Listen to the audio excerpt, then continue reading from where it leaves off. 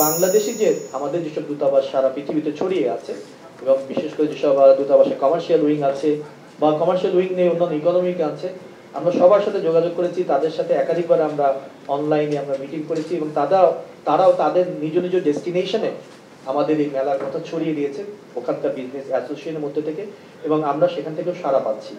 আমরা কিছু কিছু তত প্রচলিত নয় কিন্তু আমাদের জন্য বৈচিত্র্য আনয়নের জন্য আমাদের জন্য দরকার সেসব দেশ থেকেও কিন্তু আমরা অত্যন্ত আশাব্যঞ্জক সাড়া পাচ্ছি, এবং তারা বিশেষ করে আমাদের আরএমজি ছাড়া অন্যান্য খাতের প্রতিও তাদের আমরা আগ্রহ দেখছি।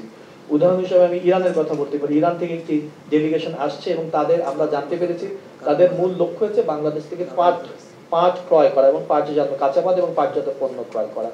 আমরা পাকিস্তান থেকে একটি ডেলিগেশন আসার সুযোগ এবং আফগানিস্তানকে আরেকটি ডেলিগেশনের আমরা নাম পেয়ে গেছি, এবং তাদেরও মূল লক্ষ্য হচ্ছে ফার্মাসিউটিক্যাল খাতের সাথে একটা নতুন করে একটা যদি সম্পর্ক তৈরি করা যায়।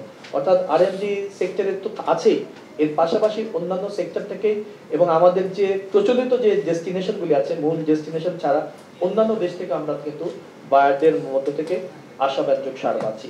এই বিষয়গুলি আমাদেরকে ইতোমধ্যে কিন্তু বেশ আশাবাদী করেছে, এবং আমরা আশা করছি যে প্রথমবারের মতো হলেও আমরা এই মেলা থেকে যে উদ্দেশ্য নিয়ে আয়োজন করেছি সেটি সফল হবে, এবং সেজন্য আসলে আপনাদেরকে আজকে কষ্ট করে এখানে নিয়ে এসেছি।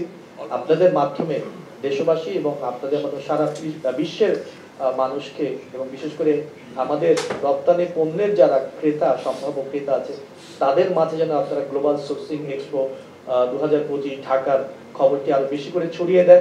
একবার আয়োজন করলে কি আমরা কোনো সাড়া পাবো? অবশ্যই না।